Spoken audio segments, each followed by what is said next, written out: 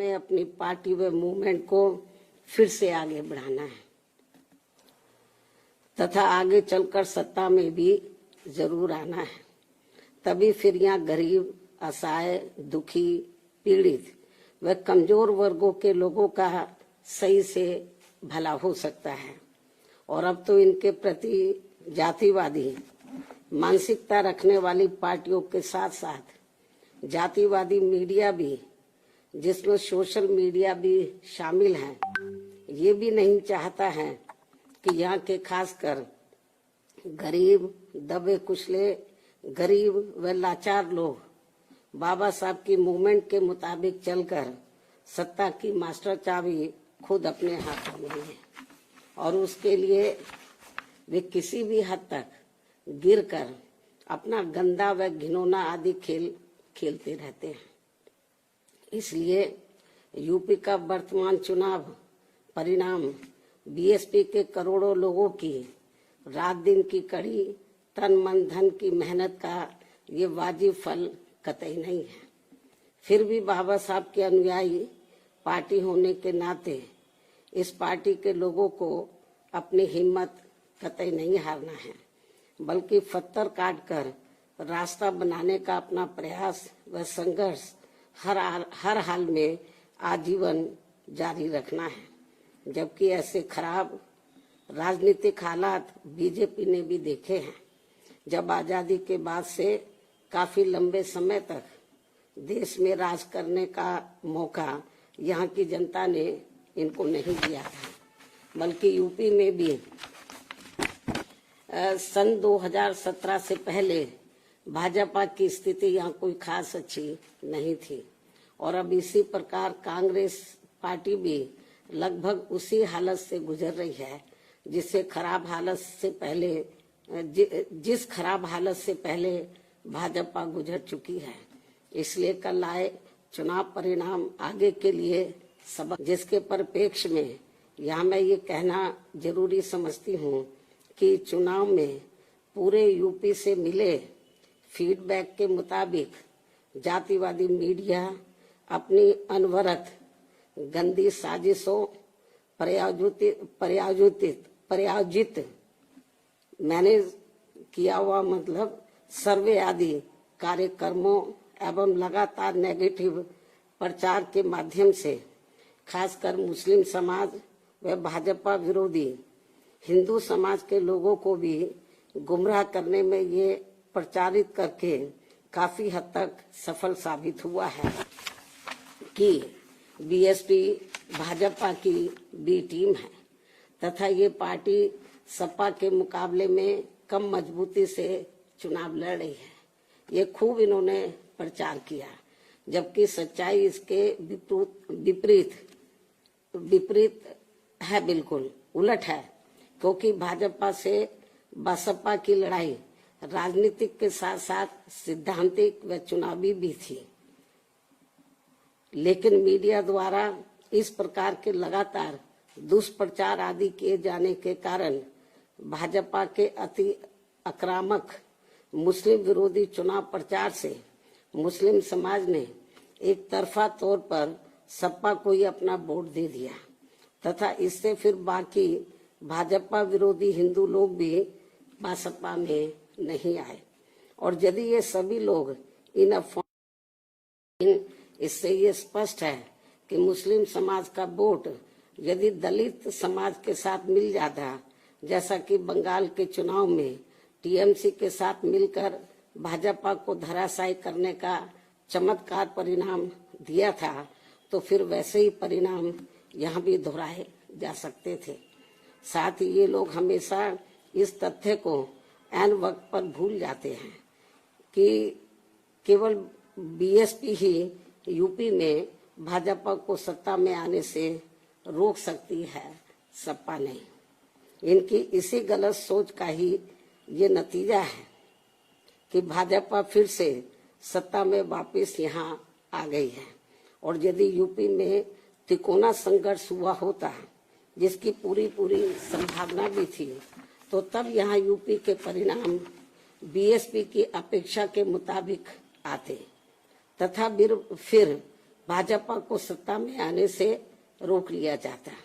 अर्थात कुल मिलाकर मुस्लिम समाज बीएसपी के साथ तो लगा रहा,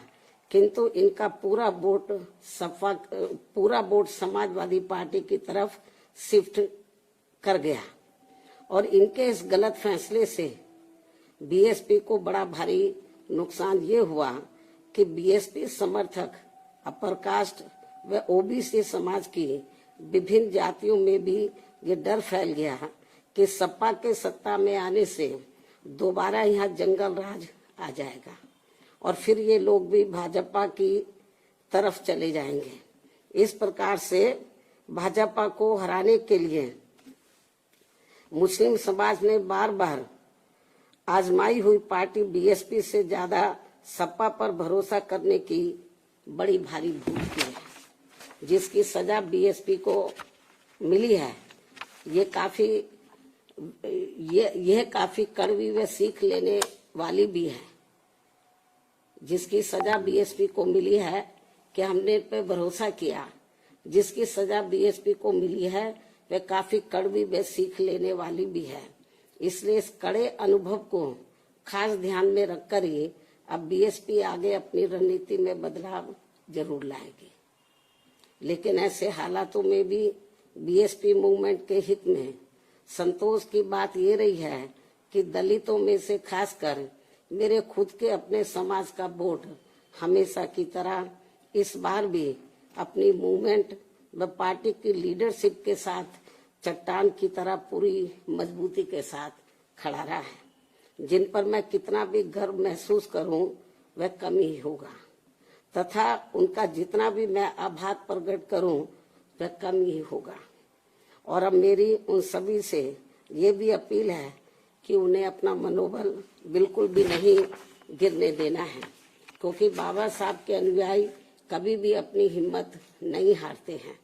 तथा वे अपना संघर्ष लगातार जारी रखते हैं। सफलता फिर एक दिन झक मारकर हमारे कदम जरूर चूमेगी। हमें बाबा साहब के कारवा को न रुकने देना है न झुकने देना है। साथ ही हमें ये भी मानकर चलना चाहिए कि अब बुरा वक्त खत्म होने वाला है, क्योंकि पूरा खून पसीना बहाने के बावजूद भी जो यूपी का इस बार परिणाम आया है तो उससे बुरा और क्या हो सकता है। अर्थात पार्टी के लोगों को निराश व हताश कतई नहीं होना है और अपने स्वाभिमान व मूवमेंट की सफलता के लिए पहले की तरह ही पूरे जी जान से पार्टी के कार्य में लगे रहना है। साथ ही इस बार यूपी में पार्टी की अपेक्षा के मुताबिक नतीजे नहीं आने को लेकर फिर से मैं उन्हें ये कहना चाहती हूँ, इस बार चुनाव में मुसलमानों का वोट एक तरफा सपा की ओर जाते देखकर दलित वर्ग में से मेरे खुद के समाज को छोड़कर बाकी सभी हिंदू समाज ने सपा के रहे गुंडा, माफिया, आतंकी व भ्रष्ट राज को याद करके तथा ये सोचकर कि कई हिंदुओं का वोट बंटने से सपा सत्ता में वापस न आ जाए, इसके डर से इन्होंने बीजेपी की नीतियों व कार्यशैली से दुखी व परेशान होते हुए भी अपना एक तरफा वोट बीजेपी को अंदर अंदर ट्रांसफर कर दिया, जिसने फिर बीएसपी को सन 1977 में कांग्रेस पार्टी की हुई स्थिति की तरह यहाँ इस चुनाव में लाकर खड़ा कर दिया है। हालांकि इसके बाद फिर अगले हुए चुनाव में कांग्रेस पार्टी पूर्व की तरह यूपी सहित देश के अन्य राज्यों में भी पुनः सत्ता में वापस आ गई थी। कहने का तात्पर्य ये है कि राजनीति में कभी कभी वर्तमान की तरह ऐसे उतार चढ़ाव भी आते हैं जिससे अपनी पार्टी के लोगों को भी दुखी होकर शांत बैठने की बजाय या इधर उधर भटकने की बजाय बल्कि ऐसी बदली हुई परिस्थितियों का भी मुकाबला करने के लिए अपनी वर्तमान रणनीति में परिवर्तन करके आगे बढ़ना होगा। और इसके लिए बाबा साहब के राजनीतिक जीवन संघर्ष व उनकी सोच को भी ध्यान में रखकर अपनी पार्टी के जनाधार को फिर से कैडर के जरिए आगे बढ़ाना है।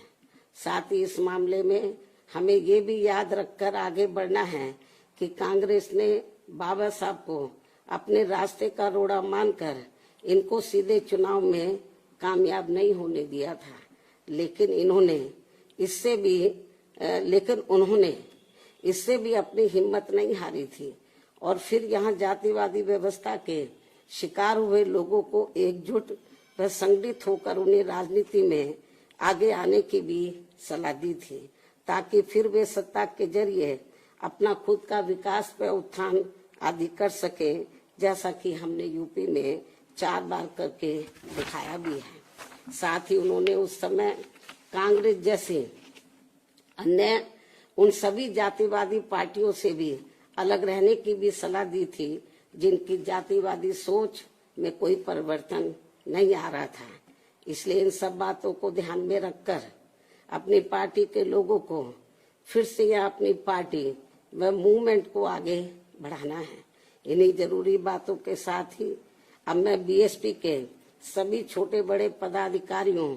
कार्यकर्ताओं एवं अनुयायियों के साथ साथ सब समाज के उन सभी लोगों का भी हृदय से आभार प्रकट करती हूँ, जिन्होंने बीएसपी को जिताने के लिए यहाँ रात दिन काफी कड़ी मेहनत की है तथा पूरे तन मन धन से भाजपा को हराने के लिए यहाँ लगे रहे हैं। साथ ही उत्तराखंड व पंजाब राज्य के भी पार्टी के अपने सभी छोटे बड़े